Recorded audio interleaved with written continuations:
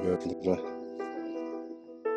बागबजारको कर्नरतिरको view यहाँबाट उता तुफान डाँडा आजभोलि गाडीहरूको लागि खुल्ला सडक चाहिँ भएको रहेछ। यतिकै घरहरू भत्किएर होला एउटैसम्म बजार हुने गर्थ्यो।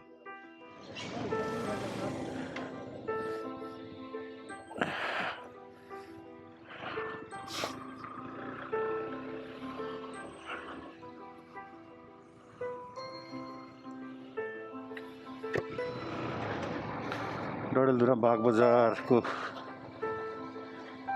एरिया अहिले त साह्रै फराकिलो भएको छ। यहीँसम्म पसलहरू हुने गर्थे।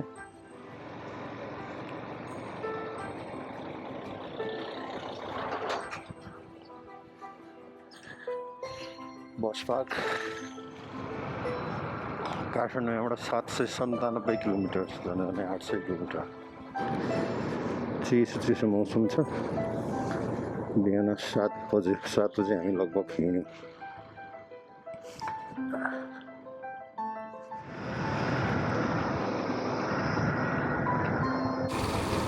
स्याउले बजार एरिया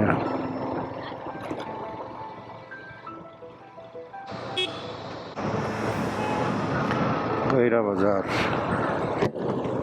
डोटी जिल्लाको गैरा बजार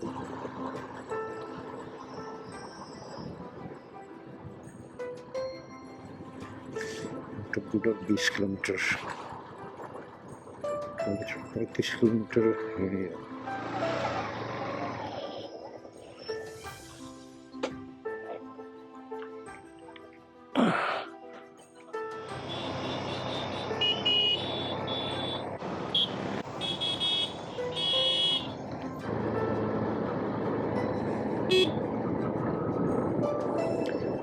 यो बुडर बजार जुन डडेलधुराबाट 55 किलोमिटर र यहाँबाट अत्तरिया पनि 55 किलोमिटर, अर्थात् डडेलधुरा र अत्तरियाको मिड पोइन्ट मध्यबिन्दु पनि हो। तुलनात्मक बाटोको अरू बजारभन्दा अलिक ठुलै बजारको रूपमा रहन्छ। खाना बस्न सबै कुरा सहज रूपले पाउने ठाउँ बुडर। यो नै मेन बजार।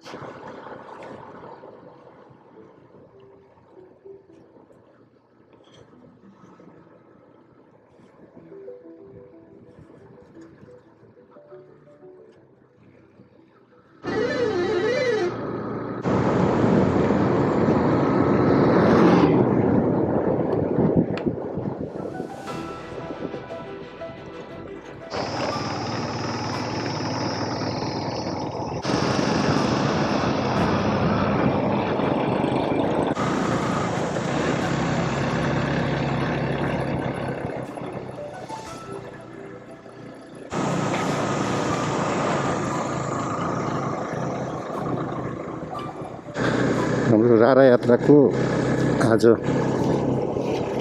7औं दिन। हामी अलमोस्ट दिउँसो 12-1 बजे घर पुगिसक्छौँ। यो यात्रा सम्बन्धमा मैले केही कुरा राख्न चाहेँ। रारा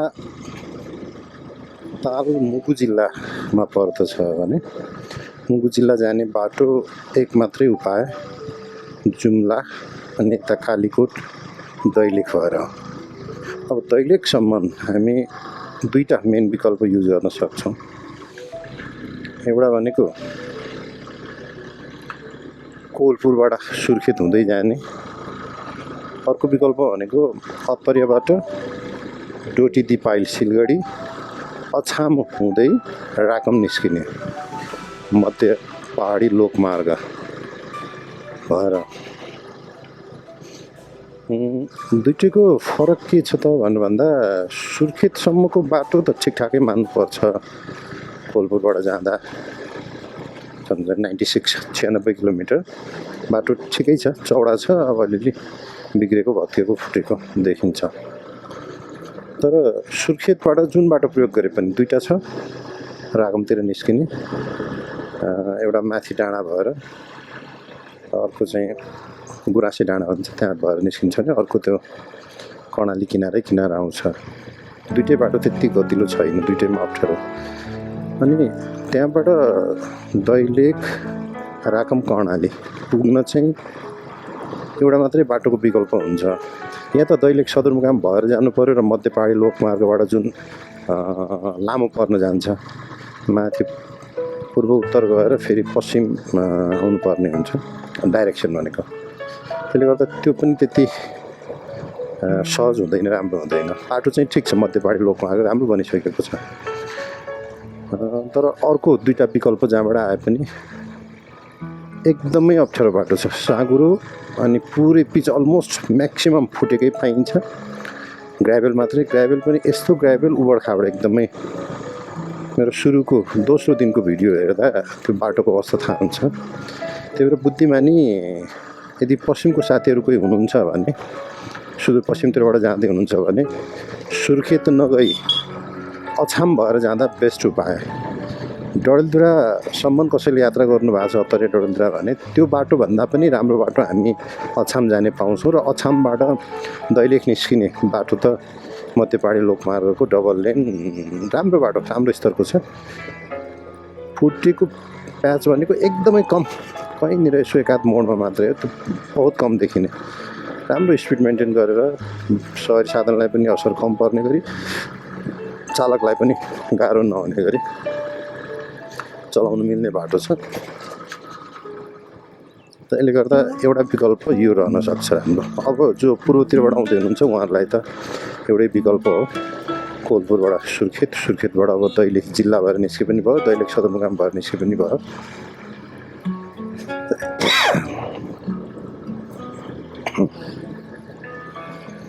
यसरी हामी मानमा कालीकोट सदरमुकाम पुग्नै पर्यो। मानमा पुग्न पनि अब दैलेख राकमबाट राकम दैलेखबाट मानमा जाने बाटो चाहिँ साँघुरो, कर्णालीको तिरै तिर एकदमै साँघुरो बाटो। के हदसम्म ठिक छ, दैलेख तलपट्टिको बाटोभन्दा धेरै राम्रो छ, पिचहरू अलमोस्ट छ। अब बिचमा फुटेको त्यो त छँदैछ, किनभने अप्ठ्यारो भिरहरू भएको बाटो हो। मानमादेखि नागमोसम्मको बाटो ठ्याक्कै कालीकोटको बर्डर एरिया, त्यहाँबाट जुम्ला सुरु हुन्छ। त्यहाँ पनि अलिअलि केही वर्ष अगाडि चाहिँ पिच बनेको रहेछ, त्यो पनि कतै कतै फुटेको छ, उसरी ठिक छ। त्यस पछाडि मानमाभन्दा माथि त हामी रारा जाँदा पुरै अफरोड हो, तर अफरोड पनि राम्रो छ, चौडा छ, समथर बाटो छ, ठिक छ। र पिचमा 8-10 किलोमिटर चाहिँ अहिले नयाँ पिच बनेको छ। त्यो पिच भनेको चाहिँ असाध्यै राम्रो, राम्रो स्तरको, लगभग डबल लेन, फुल डबल लेन नै पाउँछ। जति बेला पनि हामी ओभरटेक साइड दिन कुनै गाह्रो पर्दैन। त्यस पछाडिको अफरोड नै हो। र रारा आफैमा अब हिमाली जिल्लातिर परेकोले गर्दा उतातिरको बाटो बनाउनु त्यति सहज नभएको, टाइम लागिरहेको देखिन्छ। त मानमाबाट नागमा जुम्ला हाम्रो सिमाना मात्रै, त्यस पछाडि त्यही करिडोर भएर माथि उक्लिने। तर जुम्ला सदरमुकाम भएर, जुम्ला सदरमुकाम खलङ्गा भएर चाहिँ रारा जान चाहिँ उपयुक्त छैन। बाटो त छ, हामी आउँदा चाहिँ त्यो बाटो आयौँ। राराबाट जुम्ला सदरमुकाम आउने बाटो जो छुट्टै बाटो आउँछ, त्यो बाटो एक्सट्रिम डेन्जर यस अर्थमा कि अब हामी त हुन त यो बर्खा पछाडिको समय भएर पनि बाटो झन् बिग्रेको होला। पुरै बाइक त जसोतसो क्रस गर्न सकिएला, अनि 4-5 गाडीलाई त एकदमै गाह्रो। एकाध गाडी चलेको त देखिन्छ त्यतैतिरको बुलेरोहरू अन्य, तर बाइक पनि एकदमै कम चल्ने। त्यो बाटो ट्र्याक मात्रै खोलेको जसो। अब हुन त पिच बन्ने काम भइरहेछ, त्यो पनि पिच बने पछाडि ठिकै पनि होला। भिड चाहिँ अलि बढी भए पनि बाटो चाहिँ पिच भइदियो भने चलाउन सकिने हुन्छ। नभए त हामी 5वटा बाइक हो, अलमोस्ट 150cc एउटा बाइक बाहेक सिङ्गल व्यक्तिलाई पनि ती पहिरो गएको ठाउँ, ती भिरहरू, ती मोडहरूमा चाहिँ उकालोहरूमा त बाइकले नै नतान्ने। एउटा त हाई एल्टिट्युड, झन्डै 3000देखि 3300 मिटरसम्म हाइटको एरिया छ त्यो बाटो बिग्रेको। सिङ्गललाई पनि तान्न सकेन बाइकले, धक्का लगाएर निकाल्यो। एक दुई ठाउँ, 2-3 ठाउँमा भनौँ एकदमै नराम्रो बाटो छ। त्यही भएर कसैले अब 1-2 जना मात्रै यात्रा गर्दै हुनुहुन्छ, सपोर्ट धेरै छैन भने त्यो बाटो स्किप गरे नै राम्रो। बरु जुम्ला सदरमुकाम घुम्ने नै भए नाकमा आएर नाकमाबाट जुम्ला जाँदा कम्प्लिट पिच र एकदम राम्रो स्तरको पिच छ, जो 32 किलोमिटर 32 किलोमिटर आउनु जस्तो लाग्छ। अनि त्यो बाटो मजाले एकदमै 1-1.25 घन्टामा बिस्तारै चलाउँदा पनि 1 घन्टादेखि 1.25 घन्टामा पुगिन्छ। सदरमुकामै जाँदा चाहिँ हामी त्यसै जान सक्छौँ। भनेको रारा मुगुबाट फिर्ता नागमा आएर नागमाबाट माथि जुम्ला गएर फेरि फिर्ता नागमा आएर यता कालीकोट मानमा हुँदै तल झर्न सकिन्छ। त्यो चाहिँ बुद्धिमानी हुन्छ। कसैलाई जुम्ला घुमौँ भन्ने लाग्छ भने जुम्ला आफैमा सुन्दर छ, सानो उपत्यका जस्तो देखिन्छ।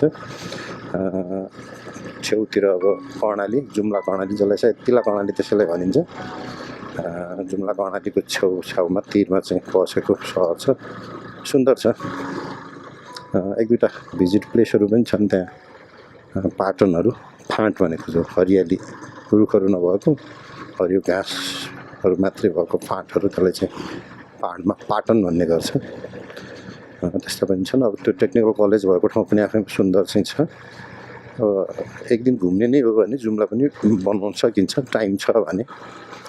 होइन मेन रारा मात्रै हो भने रारा पुगेर आउँदा जुम्लालाई यसो भिजिट गरेर जाउन भन्नेका लागि पुग्न सकिने ठाउँ चाहिँ छ सहज रूपमा। तर राराबाट जुम्ला सदरमुकाम चाहिँ जाँदै नगएको बेस। अब कति दिन लाग्यो भन्ने कुरामा चाहिँ हामी आज 7औं दिनमा छौँ। महेन्द्रनगरबाट यात्रा सुरु गरेको, महेन्द्रनगर हामी 7औं दिन, आधा दिन भनौँ पुगिन्छ। अब हामीले एउटा त एक दिन पुरै रारामा बितायौँ, अर्थात् 2 रात रारामै रोक्यौँ, जसले गर्दा पनि अरूभन्दा टाइम हामीलाई बढी लाग्यो। नभए आधा दिन रारा घुमेर दिउँसो पछाडि तल झरेर यसो 5-7 घन्टा बाइक चलाएर तल आएर बस्ने पनि गर्छन्, जसले गर्दा एक दिन सेभ हुनसक्छ। हामी चाहिँ फुल एक दिन बिताउने भन्यौँ, जसले गर्दा 2 रात त्यहाँ बस्नु पऱ्यो। अब दिनको कुरा गर्दा त्यहाँ टोटल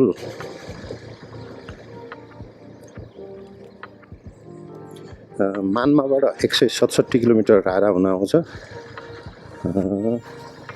त्यही 150-60 किलोमिटर मानवबाट सुर्खेत हुन आउँछ भने त्यही तरिकाले डिस्टेन्स हामी अब आफ्नो चलाउने तरिका, साधनको अवस्था ले पनि कति समय लाग्छ भन्ने कुरा डिटर्माइन गर्छ। तर जनरली एक दिनमा नर्मल स्पिडमा फोटो खिचेर रोकेर मजाले खाजा नास्ता खाएर खाना खाएर रिल्याक्स भएर जाने हो भने पहाडी बाटो माथितिरको भनेको अफ रोड चाहिँ कालीकोट मानमाबाट रारा पुग्न एक दिन चाहिँ लाग्छ नै। भनेको बिहान रिल्याक्स भएर 7 बजे हाराहारी पनि हिँड्यो भने हामी बेलुका 6 देखि 7 बजे आरामले पुगिन्छ। र यसैको आधारमा हामी आफ्नो स्पिड मेजर गर्न सक्छौँ, कति सकिन्छ भन्ने कुरा। अब 5 दिनमा पनि फिर्ता घुमेर फिर्ता आएका छन्। 6-7 दिन पनि लगाएको छ सामान त्यहाँ। अब कतिको हामीसित टाइम छ, कतिको हामी रिल्याक्स भएर घुमफिर गर्ने त्यसमा पनि भर पर्छ।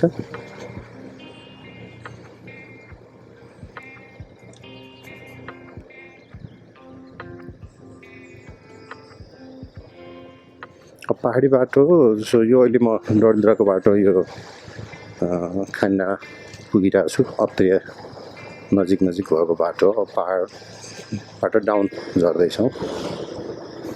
अब यो बाटो त पिच बाटो छ, सहज छ। यसमा हामी 100 किलोमिटर डिस्टेन्सलाई झन्डै 3 घन्टा 3.5 घन्टामा भ्याउँछौँ। तर दैलेखतिरको बाटो, सुर्खेततिरको बाटो, माथि कालीकोट जुम्ला मुगुतिरको बाटोमा चाहिँ हामी 3-4 घन्टामा 100 किलोमिटर सक्दैनौँ, किनभने कम्प्लिट अफ रोड हुन्छ। त्यो अफ रोडमा टाइम अहिले बढी लाग्छ नै। पिच बाटो भएको भए धेरै डिस्टेन्स चाहिँ होइन। त्यही भएर दिनमा हामी तराईको बाटो हो भने 300-350 किलोमिटरसम्म पनि हामी चलाउन सक्छौँ, त्यति गाह्रो होइन। तर त्यही बाटो पहाडी पिच बाटो हो भने पछाडि 200 किलोमिटर आरामले बिहान हिँड्दा बेलुकासम्म पुगिन्छ। कम्प्लिट तराई हुँदा 300 देखि 350 किलोमिटरसम्म हामी हिँड्न सक्छौँ बाइकमा। यस्तो पहाडी पिच बाटो हो भने 200 किलोमिटर आरामले रिल्याक्स भएर हिँड्न सकिन्छ। अब अफ रोड हो भने 160-65 किलोमिटर भनौँ 150 हाराहारी पुर्याउन पनि साह्रै च्यालेन्ज हुन्छ, एकदमै गाह्रो हुन्छ। त्यही भएर टाइम चाहिँ अब चलाउने पनि भर पऱ्यो र बाटोमा पनि भर पऱ्यो र साधनमा पनि। अब राम्रो पिकअप भएको बाइकहरू छ भने गाह्रो ठाउँमा सहज रूपले स्पिड अप गर्न उठाउन धेरै स्लो गर्नु पर्दैन।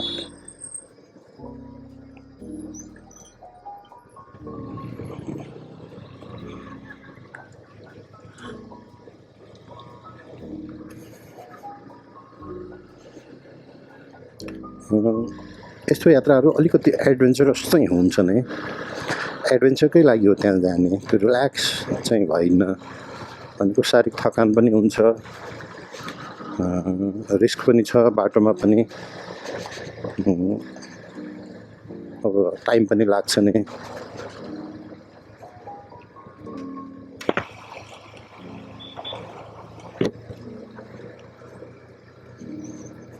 अर्को विकल्प भनेको गाडीमा, 4 व्हिलरमा, जिपहरूमा जान सकिन्छ। त्यसो भने सानो कारहरू त सम्भव हुँदैन, अलिकति एसयुभी टाइपको चाहिँ ग्राउन्ड क्लियरेन्स अलिक राम्रै भएको भयो भने सहज रूपले हुनसक्छ। बाइकभन्दा अलिक आरामदायी चाहिँ हो, तर पनि कम्प्लिट अफ रोड भएकोले गर्दा थकानपूर्ण चाहिँ हुन्छ नै। त्यसो गाडीमै जाँदा पनि धेरै सहज हुने भन्ने हुँदैन। र अर्को विकल्प भनेको मुगुमा रहेको विमानस्थल छ, जहाँ चाहिँ फ्लाइटहरू नेपालगञ्जबाट गइरहेको हुन्छ। त्यो पनि अर्को विकल्प हुन्छ। त्यहाँ एयरपोर्टबाट 25 किलोमिटर अफ रोड पछाडि चाहिँ रारा जाने ठाउँ आउँछ। त्यो के अरे निकुञ्ज सुरु हुने, जहाँ हामी चेकपोस्ट निकुञ्ज कार्यालय छ र इन्ट्री लिएर जानुपर्ने हुन्छ। सामान्य हिँड्नेलाई त्यही आधी घन्टा पनि पुग्न सक्छ। सिधै हिँड्दै जाने हो भने अलिकति रिल्याक्स, त्यहाँ फाँटहरू छ, फोटो खिच्दै जाने हो भने 1 घन्टा तालछेउ पुग्न लाग्छ। तालमा चाहिँ दिनभरि तालमा चाहिँ रमाउन मिल्ने ठाउँ चाहिँ छ, रिल्याक्स गर्ने ठाउँ छ। एक मनमोहक दृश्य चाहिँ रहेको हुन्छ, साह्रै सुन्दर।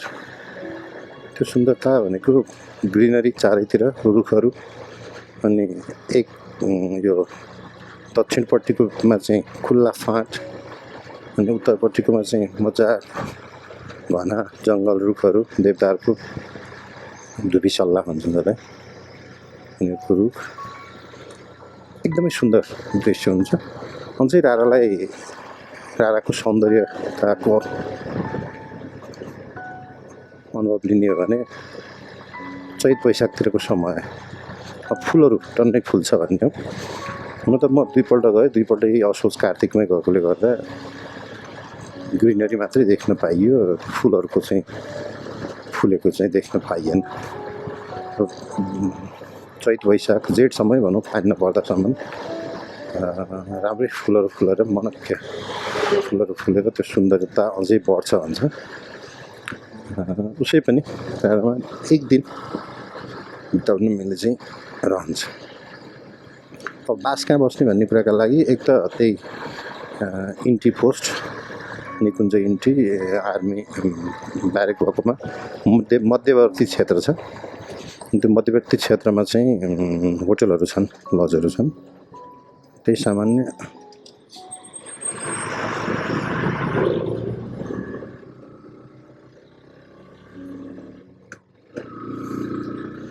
त्यो मध्यवर्ती क्षेत्रका लजहरूमा चाहिँ धेरै स्तरीय चाहिँ छैन, सानो सानो रुमहरू पनि छ, सिङ्गल रुम पनि, डोरमेट्री हल पनि छ, चाहिँ ग्रुपहरू सुत्न मिल्ने 8-10 जनादेखि लिएर 20 जनासम्मको लागि पनि हलहरू रहेको हुन्छ। अनि खाना जनरली भेज खाना 350 रुपियाँबाट सुरु हुन्छ भने चिकन 500, खसी 650 त्यस्तै रहेको हुन्छ। 350 मा भेज खाना बास पर्सनलाई 1000 रुपियाँमा ठिकठाक रुम, जसमा चाहिँ 2-4जना आरामले सुत्नु मिल्ने हुन्छ। हलै भयो भने नि 1500-मा हलहरू पाउँछ, धेरै खर्चिलो हुँदैन। अर्को विकल्प भनेको ताल छेउमा पनि एउटा होटल छ, एउटा दुईवटा होटल हो सरी, दुईवटा छ, एउटा अलिकति अलि स्तरीय, अर्को चाहिँ नर्मल छ। त्यो होटलहरूमा टेन्ट पनि लगाएको हुन्छ, रुमहरू पनि छ। रुमहरू त सामान्य त्यही काठ प्लाईहरूबाट बनाएको, त्यो पुरै निकुञ्ज क्षेत्रभित्र परेकोले गर्दा खाना त्यस्तै 350 हाराहारी नै भनेको थियो। हामीले बस्नु त्यहाँ बसेनौँ, सोधेका थियौँ। रुमको चाहिँ 1500देखि 2000, टेन्टको पनि त्यस्तै 1500देखि 2000। अब सिजन अनुसार त्यो अलिकति बढाउने घटाउने पनि गर्दो रहेछ। भिडभाड बढी भयो भने रेट पनि बढ्ने, कम भयो भने रेट कम हुने। तल 1000 रुपियाँ पाउँछ भने माथि गएर 1500देखि 2000मा रुम पाउँछ। खाना त अलमोस्ट सबैले एकै किसिमको लगाएको छ कि जस्तो लाग्छ, रेट चाहिँ धेरै फरक छैन। भेज खाना 350, तर खर्चको हिसाबले पनि धेरै खर्चिलो यात्रा हुँदैन। खाजा त्यही नर्मली 150-200मा खाजा सेटहरू, बिहान रोटी तरकारीहरू दिइरहेको हुन्छ भने खानामा चाहिँ त्यो दाल भात तरकारीहरू 350मा। पछिका भिडियोहरूमा यो कस्टहरूको पनि डिटेल र रुटको पनि डिटेल फुल आइटनरी चाहिँ राख्नेछु। एउटा राम्रै अनुभव चाहिँ रह्यो राराको। रारा ताल आफैमा सुन्दर छ भने बाटो अब चाहिँ जो यात्रा हुन्छ त्यो यात्रा पनि मनमोहक हुन्छ, बहुत सुन्दर। हामी तराईतिर बसेको अन्य छ भने उनीहरूलाई त झन् त्यो मन्त्रमुग्ध नै बनाउँछ। एकदमै फरक टेरेन, फरक भूबनोट, फरक खाले रुख बिरुवाहरू, वनस्पतिहरू। हिमालहरू त नजिक नजिकबाट देख्न पाइन्छ। हामी अहिले खानी डाँडा पुग्यौँ। खानी डाँडा भनेको यो माथि पहाड सुरु भएदेखिको पहिलो सानो बजार, जहाँ चाहिँ खाना बस्नको राम्रै व्यवस्था हुन्छ।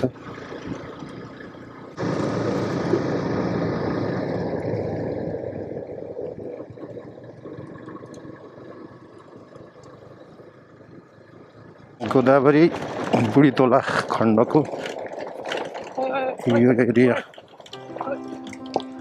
पुरै बिग्रेको छ। यो पुरै पहिरो गएर रोडै भाँसेको हो, जसले गर्दा यो अझै पनि केही वर्षै भइसक्यो, 3-4 वर्ष भइसक्यो। प्रत्येक वर्ष रोड बिग्रिने क्रम चलिरहन्छ। बर्खामा पुरै पहाड नै खसेको। अहिले जाली लगाएर सानो सानो बोटहरू लगाएर जोगाउन खोजेको छ। त्यो पानीको स्रोत पनि बढी भयो यहाँ। बर्खामा पानी आउँदा त्यो पुरै कति दिन त यो रोड नै बन्द भएको थियो। बन्द हुने बित्तिकै हामीसित अर्को विकल्प रहँदैन माथि पहाडतिर जोड्न, जनेर चुनौती थप्छ। हामी अलमोस्ट गोदावरी पुग्नै लाग्यौँ। सायद एउटा मोड, दुईवटा मोड बाँकी छ, 3-4 किलोमिटर। समग्र 7 दिनको यात्रा सहजताका साथ, भनेको कुनै नराम्रो कुरा नभई, न गाडीले धोका दिएको, न कुनै सानो ठुलो एक्सिडेन्ट, सहज रूपमा सम्पन्न भइरहेछ। मेरो अगाडि भएको बाइकको साथी चाहिँ कहिले पनि पहाड अप्ठ्यारो ठाउँमा चाहिँ अप्ठ्यारो बाटोहरूमा बाइक नचलाएको। फर्स्ट टाइममै उहाँ चाहिँ रारा पुगेर आउनुभयो। कन्फिडेन्स पनि बढेकै छ।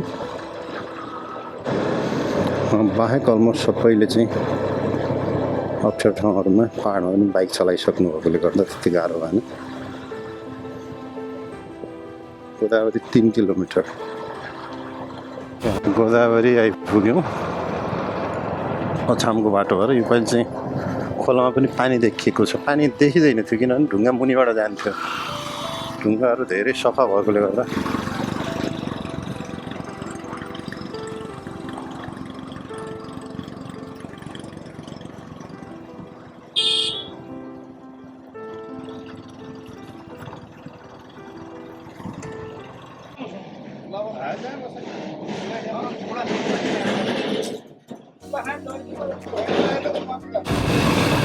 अब हामी मङमायामा पुग्नै लाग्यौँ 30 किलोमिटर हाराहारी बाँकी छ 32 जस्तै हो यो चाहिँ गुलरियादेखि पाणीबङको बिचको जङ्गल क्षेत्र हो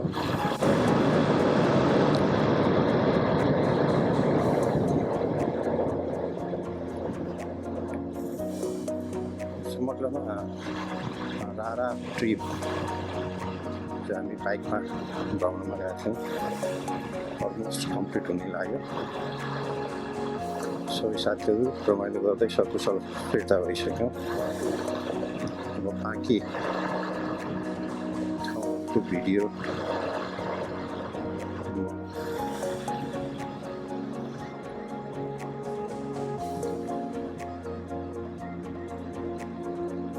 अरू भिजिटको भिडियो म राख्ने नै छु अब आजलाई रारा ट्रिप चाहिँ हामी अन्त गर्छौँ